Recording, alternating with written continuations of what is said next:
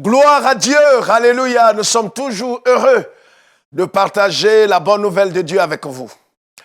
Seigneur notre Dieu, garde-nous, bénis-nous. Merci pour ta parole qui nous fait du bien chaque jour. Merci de nous communiquer ta pensée. Merci, Seigneur notre Dieu, pour ta volonté qui nous est communiquée. Seigneur, que je diminue, que toi seul sois élevé. En vérité, nous ne sommes rien sans toi. Parle à nos cœurs et enseigne-nous encore et encore. À toi seul toute la gloire au nom de Jésus-Christ. Amen. Que le Seigneur notre Dieu nous garde et qu'il nous bénisse, frères et sœurs.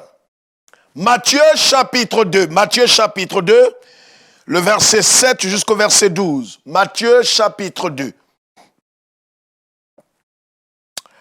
Alors Hérode fit appeler en secret les mages et s'enquit soigneusement auprès d'eux depuis combien de temps l'étoile brillait. Puis il leur envoya à Bethléem en disant « Allez et prenez des informations exactes sur le petit enfant.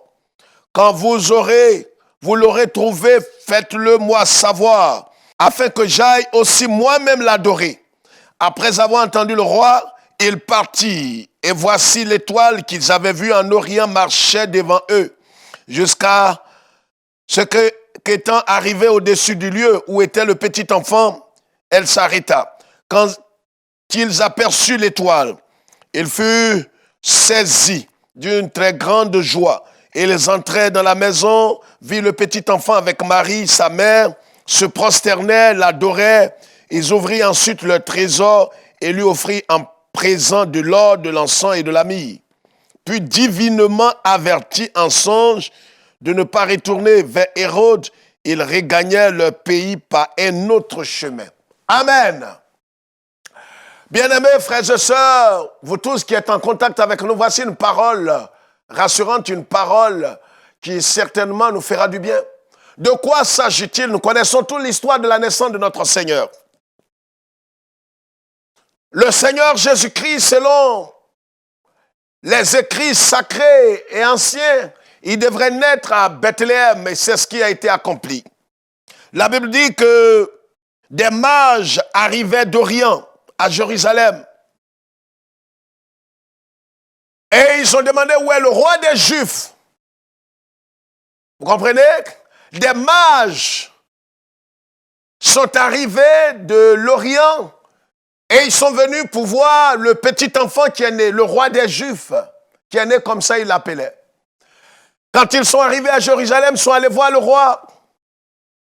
Et la Bible dit que le roi Hérode les a fait appeler pour leur dire « Qu'est-ce que vous cherchez ?»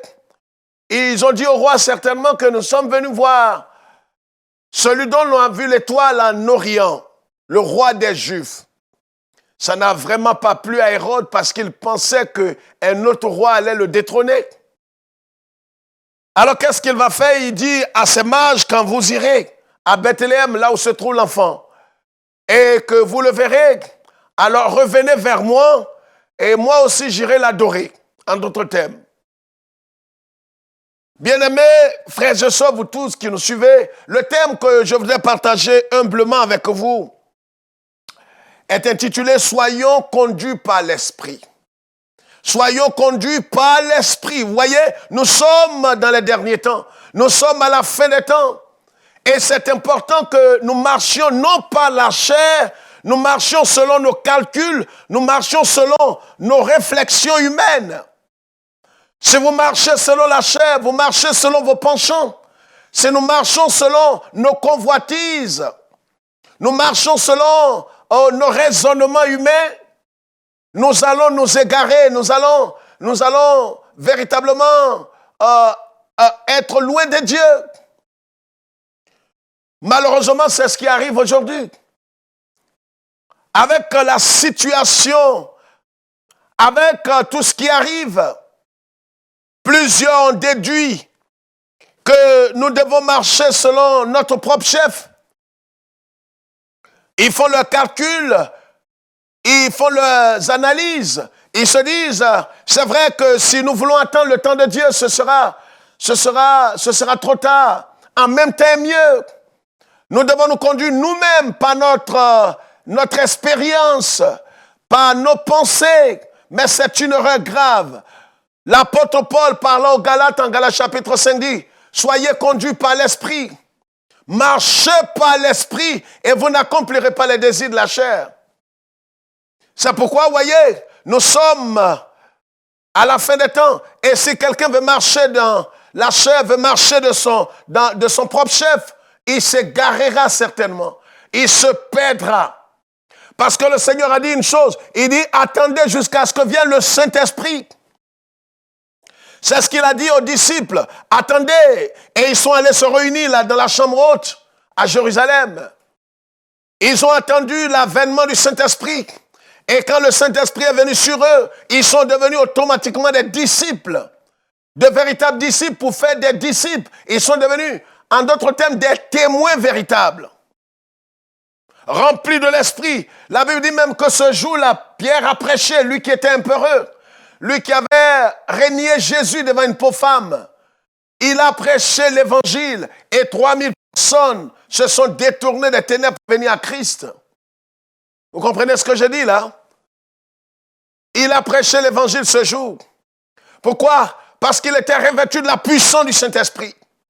Bien-aimés frères et sœurs, vous tous qui nous suivez, si nous ne marchons pas par l'Esprit, si nous ne sommes pas conduits par l'Esprit, que nous sommes conduits dans la chair, nous allons nous perdre, nous allons nous égarer, nous allons avoir des ennuis. Beaucoup ont marché dans la chair, aujourd'hui regrettent. Aujourd'hui, n'ont que Dieu pour pleurer. Ce n'est pas le temps de marcher selon notre propre chef dans nos raisonnements. Vous comprenez ce que je dis? On n'a pas besoin de marcher selon nos petits calculs.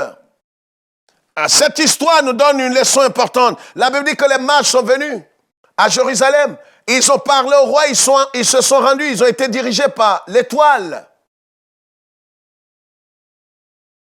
Ils ont été conduits jusqu'à Bethléem, là où se trouvait l'enfant. Et ils ont vu une maison où l'étoile s'est arrêtée. Ils sont rentrés dans cette maison. Ils ont aperçu Marie, la mère de Jésus. Et ils avaient vu le bébé couché là. La Bible dit qu'ils se sont prosternés, gloire à Dieu. Ce qui montre la divinité de Jésus-Christ. Ça montre la seigneurie de Christ. Bébé déjà couché là. Ils se sont prosternés, dit l'Écriture. Ils l'ont adoré. Vous m'entendez? Ils l'ont adoré. Et après, ils ont ouvert leur trésor. Ils ont fait des offrandes à Jésus. Mais ce n'est pas fini. Ils avaient reçu une recommandation de la part du roi. Le roi leur avait dit, quand vous irez, vous verrez l'enfant Jésus. Quand vous l'aurez adoré, revenez vers moi. C'est un ordre. Quand un roi parle, ça se soumet, ça obéit. Il leur a dit, vous reviendrez vers moi, afin que moi aussi j'aille le voir. Vous savez, les motivations du roi Hérode n'étaient pas bonnes. Son intention était de tuer l'enfant Jésus. La preuve en est que, quelque temps après, il a fait exécuter tous les enfants qui avaient l'âge de Jésus. Et heureusement que Joseph a été divinement averti et il a fui avec l'enfant Jésus en Égypte. Pas pour être initié comme des chrétiens maçonniques le disent. Non, Jésus allait là pour se réfugier avec son père adoptif, Joseph et sa mère. Mais pas pour aller faire les sciences occultes. Parce que cela aussi se dit dans d'autres livres. Et ceux qui veulent s'égarer prêtent attention à ces livres-là. Jésus n'a pas été en Égypte pour quoi que ce soit. Il a été là comme réfugié. Vous m'entendez? La Bible dit que les mages sont allés, ils l'ont adoré. Et quand ils ont fini de l'adorer, et comme ils marchaient véritablement par l'Esprit, alors la Bible dit, quand ils ont fini, divinement avertis en songe de ne pas retourner vers Hérode.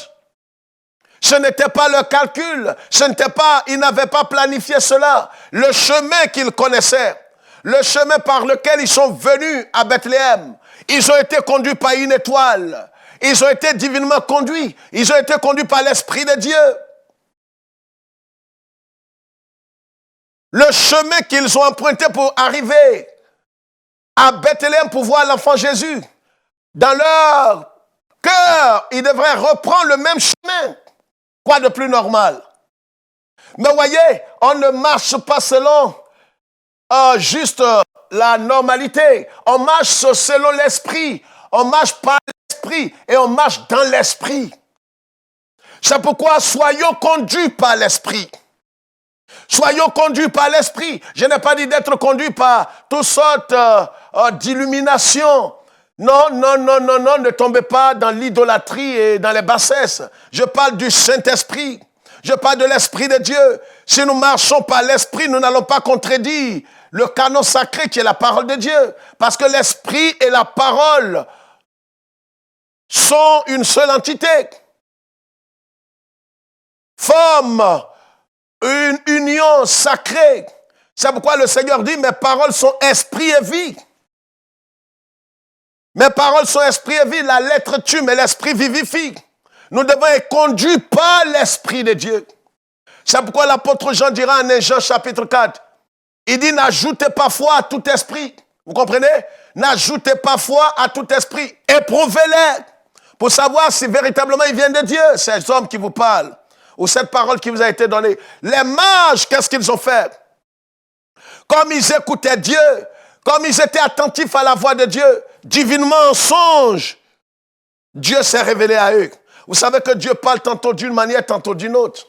Malheureusement, l'on n'y prend point garde. C'est ce qui arrive aujourd'hui à plusieurs. Est-ce que tu as marché par l'Esprit? Est-ce que tu es conduit par l'Esprit de Dieu? Certains aujourd'hui ont fondé des entreprises, fondé des foyers, fondé des affaires. Mais ils n'ont pas été conduits par le Saint-Esprit. Ils ont été conduits par la cupidité, par l'escroquerie. Ils ont été conduits par leur propre cœur. Mais ils n'ont pas été conduits par l'Esprit de Dieu. Et regarde la situation dans laquelle tu te trouves aujourd'hui. Est-ce que tu as été conduit par l'Esprit en commençant ce ministère, cette église, ces affaires? Est-ce que tu as consulté Dieu, véritablement Dieu, avant ce voyage? Est-ce que ce que tu es en train de faire aujourd'hui, Dieu est l'initiateur? Vous savez que Dieu est l'initiateur de la foi. Et il est aussi, celui aussi qui est parfait la foi. Vous m'entendez? Or, le chrétien véritable doit marcher par la foi. Or, sans la foi, nul n'est agréable à Dieu. Dit Hébreux chapitre 11, verset 6. Les mages ont été divinement avertis par Dieu en songe. Et Dieu leur dit, ne retournez pas vers Hérode. Ne retournez pas vers Hérode. Et ne retournez pas par le même chemin. Voyez, il y a des gens qui sont très bornés dans leur vie chrétienne. Non, c'est ce qu'on m'a dit et c'est ce que je vais faire. Très bien, pourvu que cela soit en conformité avec la parole écrite. Ne faites pas des choses qui sont contraires à la parole écrite. Parce que ce qui fait autorité en matière de foi, ce ne sont pas les paroles du prophète, ce ne sont pas les paroles du fondateur de l'Église, ce ne sont pas les paroles de l'archevêque ou du pape évangélique. Ce qui fait autorité, c'est la parole écrite. Elle est immuable, elle est irréversible. Elle ne se trompe jamais. En nous, nous pouvons nous tromper, mais pas la parole de Dieu. C'est pourquoi si un esprit vous a parlé, si un prophète vous a parlé, si un guide éclairé vous a parlé, consultez la parole écrite. Examinez tout à la lumière de la parole écrite, pas à la lumière de vos tests, pas à la lumière de vos statuts et règlements intérieurs, rien contre cela. Mais à la lumière de la parole de Dieu, la parole de Dieu, elle est immuable, elle est irréversible, irrévocable. Vous comprenez? Les mages ont été conduits par l'Esprit de Dieu. Sinon, ils retournaient vers Hérode et ils seraient mis à mort. Si vous ne marchez pas, vous n'êtes pas conduits par l'Esprit de Dieu, vous aurez pas mal d'ennuis. Soyons conduits par le Saint-Esprit. Soyons flexibles à la voix de Dieu. Les mages ont été flexibles. C'est pourquoi nous devons marcher avec la flexibilité de l'esprit. On ne marche pas de façon bornée, on marche par l'esprit. Je ne suis pas en train de dire qu'il faut marcher avec légèreté. Je ne suis pas en train de dire de se laisser berner par les vendeurs d'illusions qui vous diront, le Saint-Esprit m'a dit de venir me coucher sur toi, femme mariée. Et un prophète dit qu'il est venu se coucher sur toi parce que l'Esprit lui a dit de se coucher sur toi pour faire une action prophétique. Non, si tu acceptes, tu es une femme adultère. Tu n'as pas d'intelligence. On a vu des prophètes laver des femmes et ça continue encore dans beaucoup de nations. Je connais un comme ça du côté de la Côte d'Ivoire qui lavait des femmes dans leur intimité. On l'a interpellé plusieurs fois. Mais comme les femmes même sont impudiques, ces femmes qui l'a lavé. Et chose étrange, ces femmes qui lavaient, certaines avaient eu des enfants. On ne sait pas par quel miracle. Une femme normale qui se fait laver dans son intimité par un autre homme. Un prophète gynécologue. Vous voyez pas l'idolâtrie et les bassins dans lesquels certains sont rentrés? Alors les gens disent, c'est une action prophétique. Quelle action prophétique? Quelle action prophétique? Il faut faire très attention. Vous comprenez? Certains ont bu du... Oh, une femme m'avait appelé comme ça de l'extérieur de l'Europe. M'a dit, pasteur, il y a un prophète qui est descendu de Paris, m'a dit qu'il veut me laver avec du lait. Quel lait? Il dit, non, c'est une action prophétique. Quelle action prophétique? Là, il lavait sa maman d'abord. Il ne peut pas te laver à moins que tu sois une impudique. En plus, tu es marié. Même si tu n'étais pas marié, il va te laver, comme il dit, de te déshabiller tout nu. Il va te laver dans plein Europe. Ne soyez pas idolâtres. Ne soyez pas insensés. Il faut marcher par l'esprit. Examiner toutes choses à la lumière de la parole de Dieu. J'ai dit à cette dame, ne te laisse pas laver. Et ne le coûte plus. Voyez, Dieu vous donnera des bergers selon vos cœurs. Quand vous êtes cupide, égoïste, méchant et pervers, vous avez des dispositions intérieures qui aiment ces choses-là. Vous allez trouver ces bergers de votre âme, les bergers selon vos pensées. Aujourd'hui, elle est beaucoup plus affermie. Vous comprenez? Et des milliers de cas comme ça, des milliers de témoignages, des centaines de témoignages que nous recevons chaque année. Tel prophète qui veut dormir sur un tel qui veut faire tant. Oh, Dieu m'a dit de venir te laver. Dieu m'a dit de venir oindre ton nombril. Toi, tu es homme, tu vas oindre le nombril d'une femme. Et tout ça, ils vous diront, mais je suis conduit par l'esprit. Non, je ne suis pas en train de vous encourager à tomber dans des bassesses, dans l'immoralité. Examinez-toi à la lumière de la parole de Dieu. Vous comprenez? Ils vous diront, mais Élie ou Élisée s'est couché sur le petit enfant. Mais lui n'est pas Élisée. Et toi, tu n'es pas le petit enfant. Vous comprenez? Soyez sages, bien-aimés. Les mages ici étaient conduits par l'Esprit de Dieu. Ils ne sont pas retournés vers Hérode. C'est vrai, naturellement, ils allaient retourner vers Hérode. Mais Dieu leur a parlé. Il pouvait dire non, non, non, non, non. On a été conduits par une étoile qui nous a conduits jusqu'ici. Le chemin que nous connaissons, c'est le chemin par lequel nous sommes arrivés à Bethléem. Et c'est par ce même chemin que nous allons retourner. Voyez, si vous raisonnez trop, vous calculez trop, vous analysez trop, vous serez paralysé. L'analyse paralyse. Vous analysez trop, vous serez paralysé. Croyez Dieu, croyez le Seigneur, croyez sa parole. Mettez votre foi en Jésus-Christ. Et laissez le Saint-Esprit vous conduire. Le Saint-Esprit dit, lève-toi, prie, lève-toi, prie. Le Saint-Esprit nous conduira. Frères et sœurs, le Seigneur a dit, quand il viendra, il prendra ce qui est à moi, qui est la parole. Et il vous convaincra de péché, de jugement et de justice. Plusieurs aujourd'hui sont dans toutes sortes de châtiments. Ils sont dans des situations, dans des déserts, dans lesquels eux-mêmes se sont mis, simplement parce qu'ils n'ont pas écouté la voix de l'Esprit. Regardez aujourd'hui, comme je le dis très souvent, l'histoire de plusieurs sœurs. J'ai le témoignage au moins d'une dizaine de sœurs qui regrettent aujourd'hui dans plusieurs nations dans le monde.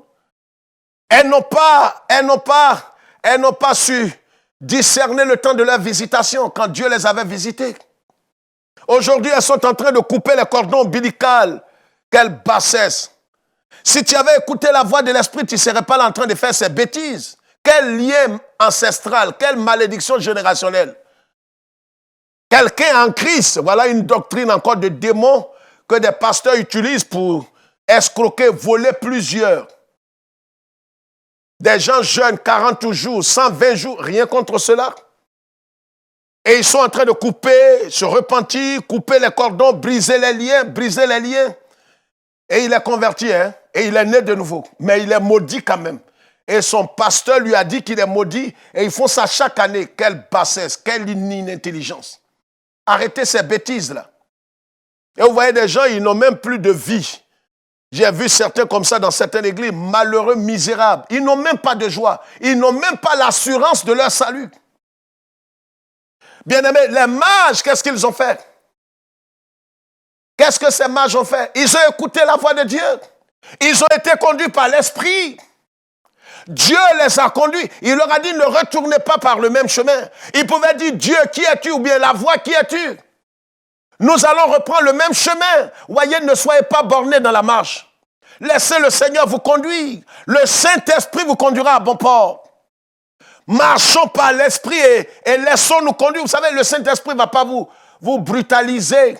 Comme aujourd'hui, vous aimez, vous voyez, les chrétiens, beaucoup de chrétiens aiment ça, la brutalité, la manipulation, les contraintes. On les maudit sur Internet. J'ai vu un de ces aventuriers, ces commerçants de l'évangile, ces loups ravisseurs que les brebis aiment tant. Ou les boucs, du moins, pas les brebis, mais les boucs aiment. Vous savez, les boucs aiment bien les bergers, je ne sais pas, des faux bergers. Parce qu'ils ont les mêmes dispositions du cœur. Une brebis normale, Jésus dit, mes brebis entendent ma voix et me suivent.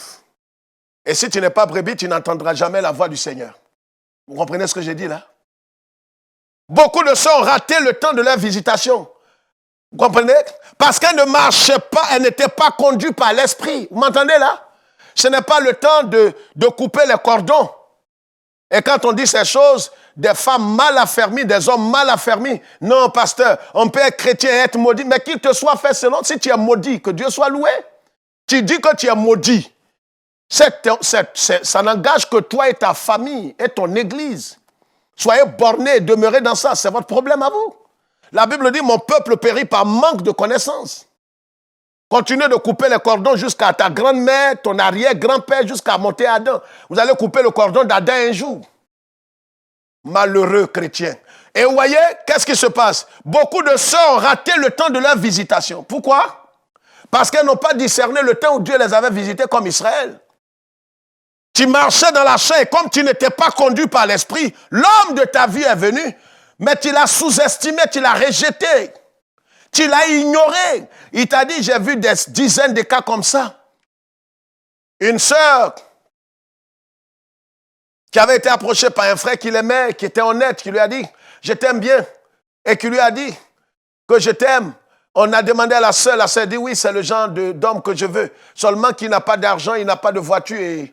Et s'il n'a rien de ce genre-là, je ne pourrais pas aller avec lui.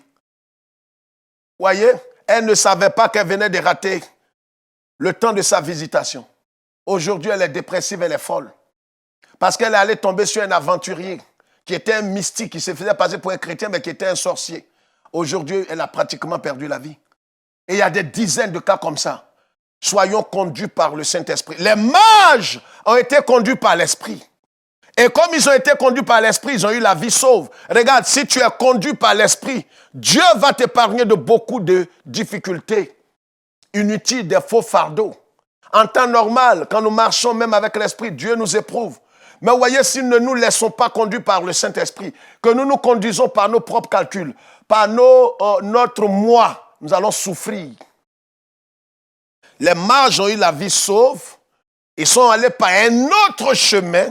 Dieu peut vous conduire par un chemin et vous conduire un autre jour par un autre chemin.